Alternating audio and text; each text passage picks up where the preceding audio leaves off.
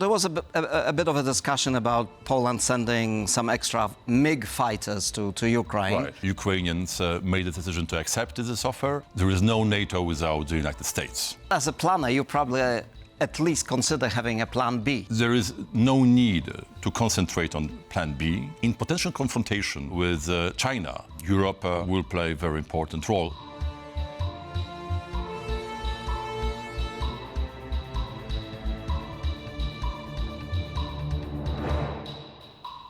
Hello, I'm Adam Jasser. Can NATO, the most successful military alliance in history, disintegrate over the US drive to annex Greenland? I'm going on the record with Polish Deputy Defense Minister Paweł Zalewski to ask him if Poland still believes in the alliance and US commitment to European allies. And most importantly, has Poland got a plan B?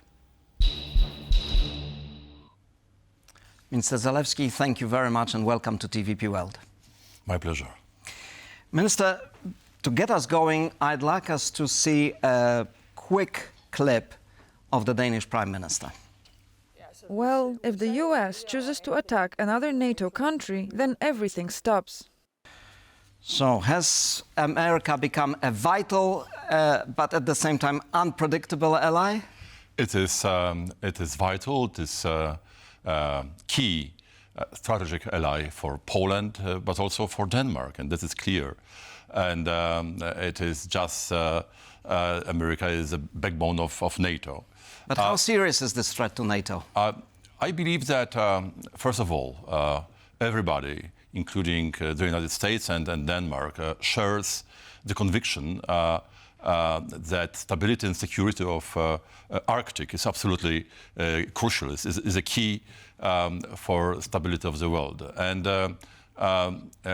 we believe that this dispute will be solved according to the international law and according to NATO interests. For securing Arctic, transatlantic relations are absolutely crucial. So cooperation between the States and Europe is absolutely crucial, and I'm absolutely convicted that the both parties understand that. So you're thinking that, as many analysts argue, this is just rhetoric, putting pressure, but at the end of the day, there will be a negotiated deal? I believe in negotiations. I believe that NATO requires negotiations between the members, whether some disputable issue arises, and I believe that within NATO we will solve it. But you're a planner at the ministry. You're in charge of planning, strategic thinking in the Polish Defense Ministry. So do you have a plan B? What if NATO disintegrates, as some of these prime ministers are seriously saying? Definitely, it will not be a case for the nearest future. We observe, first of all, very, I would say, strong dedication of the United States to what NATO does in Europe on the operational level, on planning level. Of course, we always can ask the questions, what if? And of course, everybody... Shouldn't we? Everybody can do it, and everybody can be prepared for this situation. But we in Poland count on NATO. We in Poland count on also bilateral relations with the United States, and that is the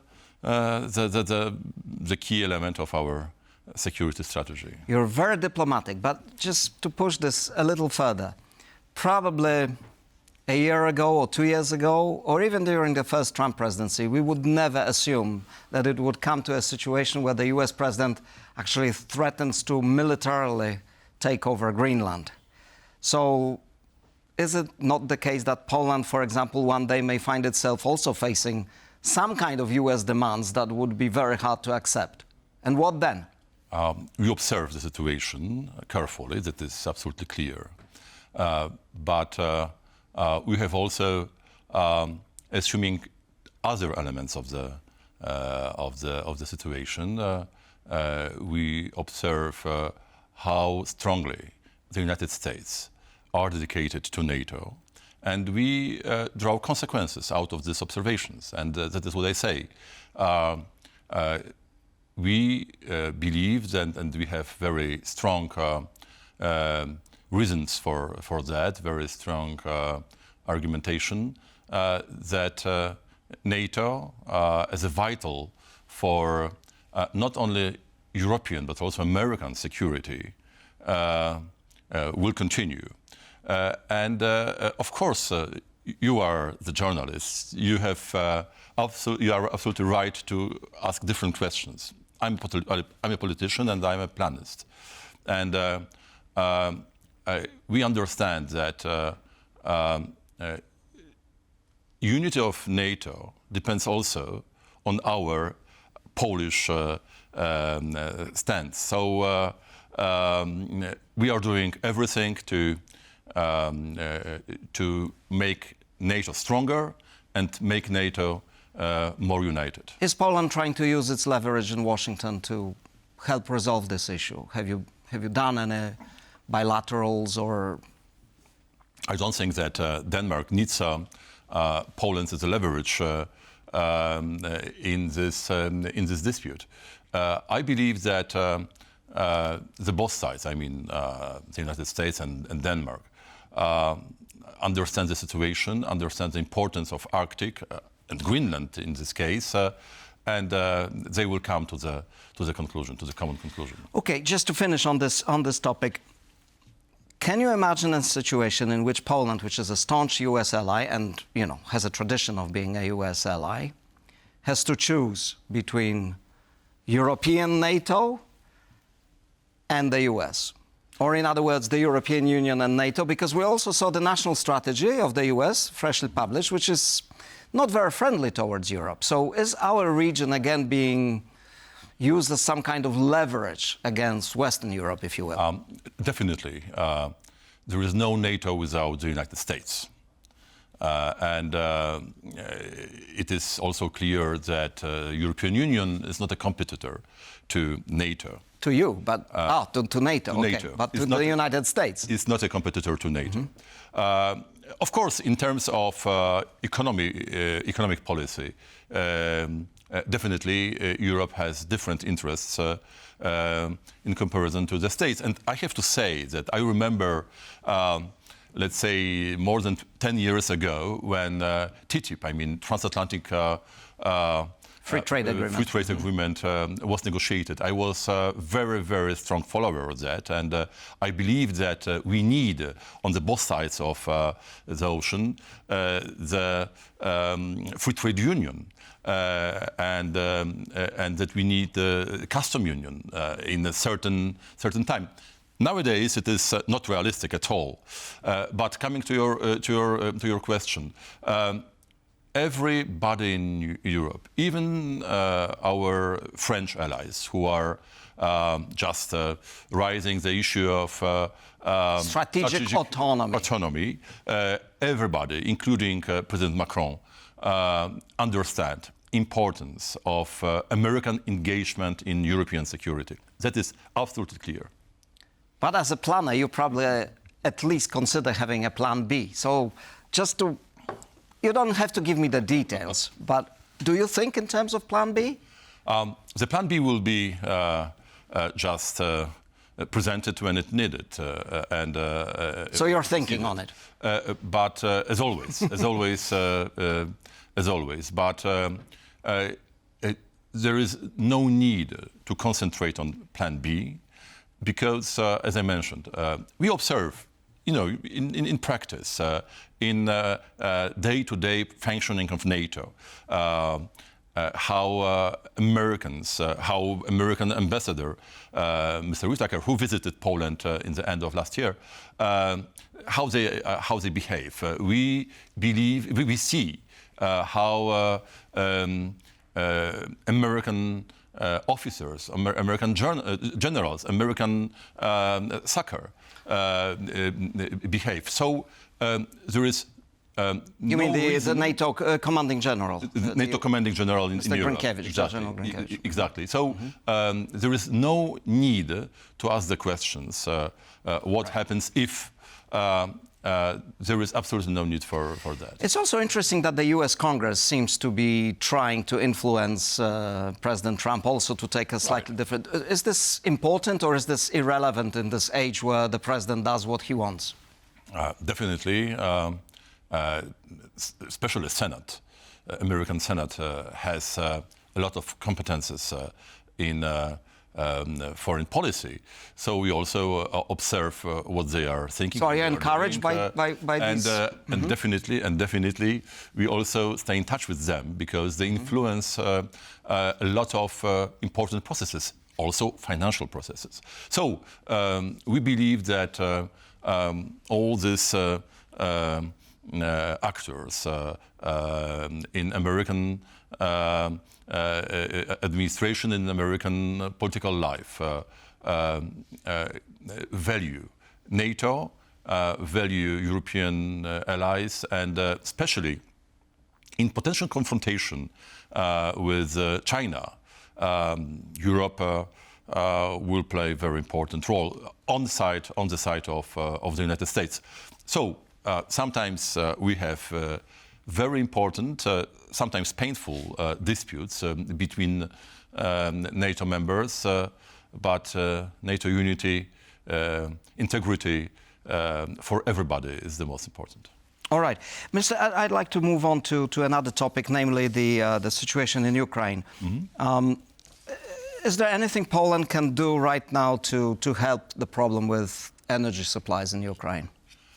Definitely, we are supporting Ukraine as much as possible. But something specific? Is something specific being done by Poland and other allies to ease this energy? So that is the subject we are right now considering what we can do, because the crisis has risen with very low temperatures quite recently. But definitely Poland and other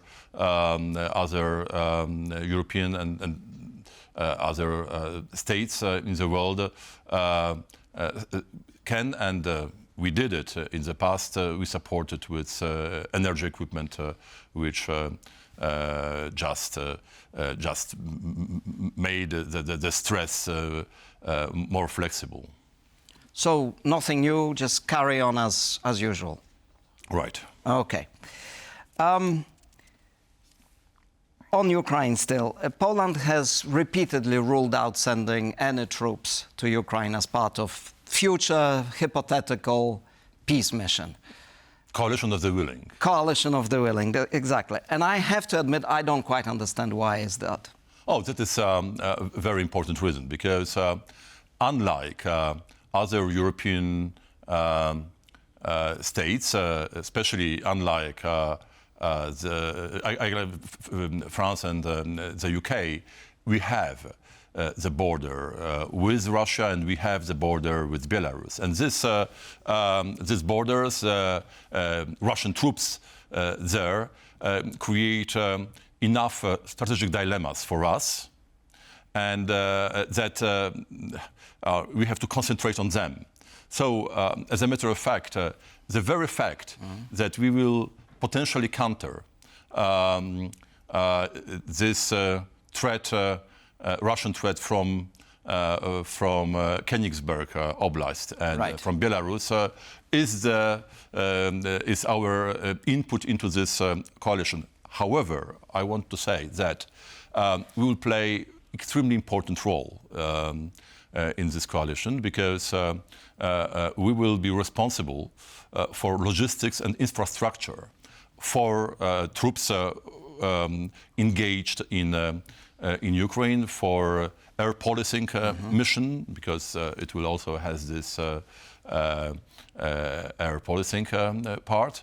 So we will also be responsible for support command within the whole command structure of the Can I coalition. ask you a tricky question? Please. Do you know how many troops Poland sent to operations in Iraq and Afghanistan? Of course. And these were combat operations. Of course, but 30,000. Of course. 30,000 troops.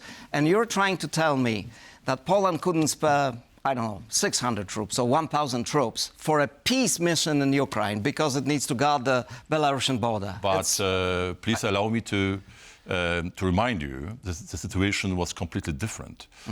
During the time of Iraqi mission or Afghanistan mission, Russia did not create the threat for not only Poland but for Baltic states, for Europe. Nowadays, it's completely different. That is why we need these troops just to protect. But for the sake no, these arguments are valid and I understand them. But just for the sake of argument, if there is a peace agreement and there is a peace mission, the coalition of the willing, you know, the threat on the Polish-Belarusian border and the border with the Russian enclave is not going to be as acute as it perhaps now, because it will be a peace agreement. So, you know, to me, it's more a political decision for some reason. Is it because, I don't know, the president is opposed to it, or maybe some ministers are opposed to it? Because if you really wanted to play it safe, you would say, when the time comes, we will consider it. But it's a firm no. We won't send troops to Ukraine. No, because as I mentioned, this threat, especially for the Baltic area, will continue. And I can tell you that it will potentially be even higher. If there is a peace agreement. If there is a kind of ceasefire, truce, or we hope finally peace agreement, because then we can expect that Russia will move the troops from the front line with Ukraine to eastern part of the country. Therefore, our position here in this part of Europe will be even more important. So it's not. I understand these arguments. I have heard them, but if you ask me this question, and if you ask me in my role of a MOD planner, for me it's very important to face the strategic dilemmas we have, and that is just the reason. But there is a political dimension to all of this, which, apart from the defense considerations, which, you know, I have no competence to question. But on the political level, you know, does it send the right signal to our allies, but also to Russia? Maybe Poland is afraid to engage. No, it sends the right signal that we will protect the border where it could be threatened. So that is a very, very straightforward signal to Moscow. We discussed this issue with our allies, with France and with the UK, because definitely we were asked to participate with boots on the ground in Ukraine.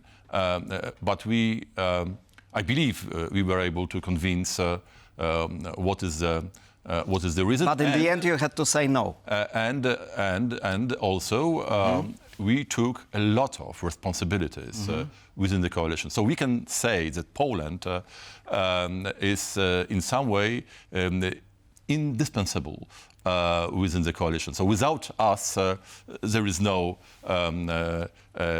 coalition functioning. So our role will be important. Can Poland's position on this change if, let's say, the conditions of peace or ceasefire change, or is this matter is closed forever? That is the question of circumstances. I do not see the reason why circumstances could be changed, namely why the threat from Königsberg Oblast or from Belarus could be just released. But if yes, of course, then we can come back to the discussion. But as I said, there is no. I do not see any reason for changing the circumstances, which let's say, motivated our decision. So does NATO share your assessment of the threat from Kaliningrad and Belarus? Is this part of the planning of NATO, or is it NATO more national? NATO shares this, and it is very often verbally confirmed. NATO members, NATO itself shares our threat assessment that the next important potential area of Russian aggression. I wouldn't say aggression, but interference, hybrid interference could be Baltic region. So that is clear. I don't have this particular soundbite, but I listened to the former Polish Prime Minister Jan Krzysztof Bielecki on the radio the other day, and he said, I acknowledge that Poland is doing a lot and will play a very important role in the coalition, and I buy all of this. But then he said, but there's always more that we can do. And he said, you know, either you're arguing that Ukraine's fighting the war also for our security, and then you should be prepared to send the troops as a peace mission, or you don't believe that really? No, it is not the right position. Okay. We believe, and that is something what is extremely important, that Ukraine is fighting for our security. We believe that in the future it will be not only we, I mean Europeans and hopefully Americans, constituting security, let's say, environment for Ukraine, but also it will be very important role for Ukraine to secure Europe. And we believe that we are now establishing this kind of relations, that it will be not only us supporting Ukraine, and by the way, Poland is doing it from the very first day of the war, unlike others. But it will be also Ukraine securing Poland and Europe in the future.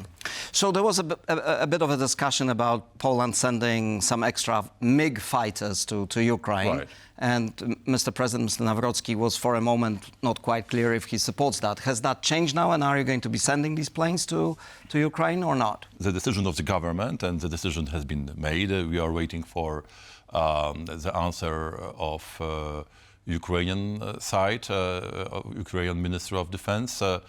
Discussions are just ongoing. But these are like technical discussions? It is completely technical discussion. So the decision is there. Poland will deliver those MiGs absolutely, to and I believe also that is what I understand, that Ukrainians made a decision to accept this offer. But of course, there are some technical aspects which secret, shall be probably. Which shall be clarified, as always. Including the number of these jets? I can confirm that will be some of the. Okay, less than 10 or less than 10. Less than 10. All right. For the beginning. For the beginning, it will be less than 10. All right. Thank you, Minister. I apologize for pushing you so hard on this. No. That's you are entitled to do it. Right. Another subject. Estonia announced yesterday that it would ban Russian veterans from the war in Ukraine from obtaining their tourist visas. Which came as a surprise to me, because I'm surprised that that was even possible. Shouldn't that be a Europe-wide ban on veterans from Russia entering the EU as tourists? I'm surprised either. Okay, so I can tell you that among them there is a very minimum number of visas granted by Poland, and I do not believe that we could grant. But should the Polish government raise that issue on the EU level and demand, just like Estonia? Definitely, yes, definitely. So can you promise us to do that? Absolutely. So I will talk to my colleagues responsible for that in Ministry of Foreign Affairs. Minister, thank you very much for joining us today. My pleasure. Thank you very much. Thank you.